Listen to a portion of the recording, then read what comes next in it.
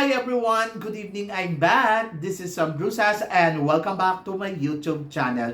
Oh my gosh, this is it guys, pag-uusapan natin ngayon. Sila kaya talaga ang matitira sa dulo ng laban kung sino to at bakit? Yan ang tatalakayin natin ngayon. But before anything else, hello Philippines and hello beautiful people. Mabuhay! Kamusta kayong lahat? Sana lahat po kayo ay okay at safe ngayong araw na ito. At syempre sa lahat naman ng mga bago nating subscribers dyan, hello po sa inyo lahat. Maraming salamat guys sa pag-subscribe ninyo, syempre dito sa channel ko at syempre sa lahat naman ng makamamasam dyan na laging sumusuporta dito araw-araw, lagi-lagi. Maraming salamat guys sa inyong lahat. Syempre, ilang tulog na lang, 6 days to go ay Miss Universe Philippines na. Are you excited? Ay nako, nakakakaba na, nakaka-tense na, nakaka-excite, di ba? Ayan yung nararamdaman natin. Pero kanina, ang mga kandidata natin sa Miss Universe Philippines ay rumampa sa Pina Beauty with Purpose Show. Kung saan naman talaga nakita natin, ako yung mga kandidata natin, kanya-kanyang eksena talaga, no? Especially sa mga front-runner, talagang dito nararamdaman mo na kanya-kanya na silang parang promote sa mga sarili nila the way kung paano sila magugustuhan talaga ng tao at ng judges. And then naramdaman ko din kanina sa mga kandidata na alam mo yun, yung bawat eksena nila parang ako ang piliin mo, ganon. Ay nako, pero syempre excited tayo kung ano nga ba ang magaganap sa preliminary competition at saka sa coronation night. So malapit na. Ilang tulog na lang, papunta na tayo sa exciting moment. Oo, di ba? So yon. Pero kanina nga ito nga, rumampa nga ang mga kandidata natin. Ganda-ganda ako kanina kay Sinuluan Laguna. In fairness sa kanya, ang lakas ng aura. And then, gusto ko kung paano siya mag-present ng sarili niya. Parang nararamdaman ko na, ay nako, palaban talaga ang Sinuluan Laguna. Tapos, kanina si Chelsea Fernandez, medyo nagustuhan ko din yung presentation niya. Nagtataka lang ako kay Taguig na parang hindi ganong kahataw kanina. Yung kumbaga parang yung aura, yung vibes, parang medyo iba. Pero maganda naman yung presentation niya.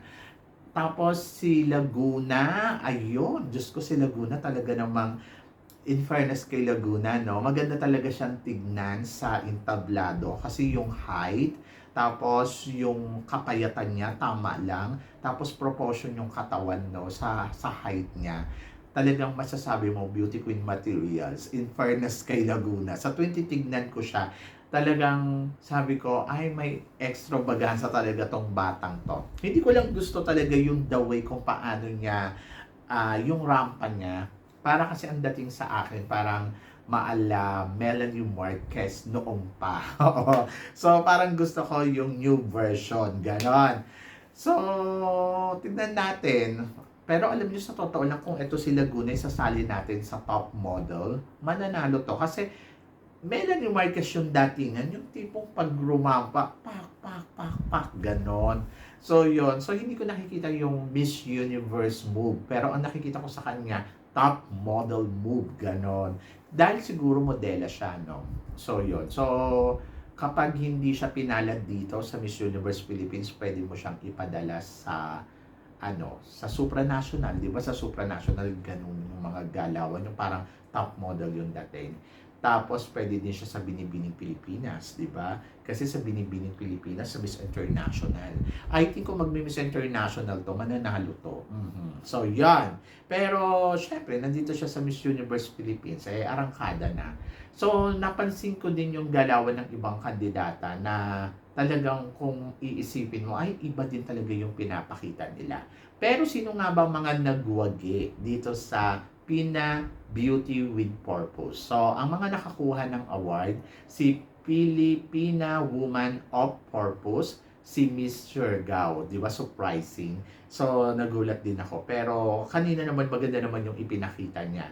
And then, Spirit of Beauty, Filipina Advocacy Award, Miss Las Piñas. Oh, so, congratulations. And then, Empowered Filipina Award, Miss Quezon Province, Atisa Manalo. And then, Filipina Women's Impact Award, Miss Muntinlupa, Winwin Marquez. So, in fairness. And then, Pilipinas Sustainable Advocate Award, Miss Caloocan. O, diba? So, surprising. So, tatlong baguhan at dalawang veterana ang nakuha nila. At ang napili nga nila dito ay si Miss Muntinlupa at saka si Quezon Province. So, ang tanong nun lahat, possible ba talaga ang dalawang kandidatang to ay sila ang matira sa dulo ng kompetisyon? Sila kaya ang mag-last two standing sa darating na Miss Universe sa susunod na linggo? So, syempre nandoon tayo na parang kung iisipin mo, pwede naman mangyari yun, di ba? But it's all about destiny talaga, guys. So, palapit na tayo doon sa exciting moment. Si Winwin, sa totoo lang, talagang malakas si Winwin at consistent siya sa pinapakita niya from the day 1 hanggang sa kanina. So, hindi ako magtataka kung ang Winwin Marquez ay matira sa dulo ng kompetisyon. At obviously naman na parang feeling ko matitira talaga siya sa dulo ng laban. Masyasyak ako kapag wala siya sa top 5. Promise. Kasi parang feeling ko consistency nandoon siya. Tapos pangalan. Tapos magaling. Magaling talaga ang isang win-win at nadadala niya talaga yung sarili niya. Pero syempre, nandoon ka na nagko-question ka na lang sa sarili mo, siya kaya ang tatanghaling bagong Miss Universe Philippines? So, yun yung inaabangan ko. And I'm so excited for her dahil sa ipinapakita niya dito, talagang nagsasabi doon sa performance niya na she will be the next Miss Universe Philippines. At walang duda. At nakikita ko na lalaban at lalaban to. So, exciting, no? So, ikaw ba magugulat ka kapag hindi siya natawag doon sa top 5? Di ba? Parang ikaw gugulat mo. Parang, ha? Ano nangyari? Pero possible din na mangyari yun kasi last year, yung mga malalakas na kandidata katulad ni Alexi Brooks ay hindi na nakarating sa dulo ng kompetisyon. Pero syempre, hindi ko naman pwedeng ikumpara si Winwin kay Alexi dahil iba ang caliber ni Winwin. Kumbaga, veterana na si Winwin at saka Reyna. And then si Alexi Brooks ay bagong kandidata lang noon last year. So, hindi siguro ganun ang mangyayari, di ba? At malakas ang nakikita ko kay Winwin na pwede talagang matira sa dulo ng kompetisyon dahil sa ipinapakita niyang lakas at galing. At in fairness sa kanya, very consistent talaga siya. So, tignan natin kung destiny niya talaga to. Sabi niya nga, nagsalita siya na matagal niya na daw itong pinaghandaan. At alam niya sa sarili niya na sasanayon ang mga bituin sa langit. O, di ba? So, ganun siya kakumpiyansa. Ganun kalakas yung vibes niya. And then, Atisa Manalo, obviously na isa si Atisa Manalo sa mga nakikita natin na favorite talaga dito sa Miss Universe Philippines kasi lagi talaga siyang nakakakuha ng special award. Katulad nung nasa Boracay sila, si Atisa, isa sa mga nakakuha ng special award with Winwin Marquez din, di ba? And then, katulad din ni Winwin na isa din siya sa mga inaabangan din talaga ng lahat kung sa kanya ba mapupunta ang corona ng Miss Universe Philippines ngayong taon na to. Sa mga ipinapakita ni Atisa Manalo, parang alam mo yung ramdam mo talaga na mukhang ito talaga ang mananalo dito. Pero syempre, tulad nga na sinabi ko, hindi pa natin masiguro yan kasi sa sobrang dami ng lumalaban din talaga na magaling na pwede din talaga silang malusutan. And katulad din ni Winwin, possible din na hindi siya makarating sa top 5, pero magugulat ka din na pag wala talaga din siya sa top 5, parang, ha? Ano nangyari? Parang bakit sila wala doon sa dulo ng competition? So, yung mga tipong ganon, kasi ganon din yung nararamdaman mo na parang malakas ang isang Atisa Manalo ngayon at maganda talaga yung ipinapakita niya dito. Sa totoo lang, kanina nga napanood ko yung gel life niya, nagulat ako doon sa revealing niya. At parang sabi ko, kakaiba sa lahat ng mga nag-reveal.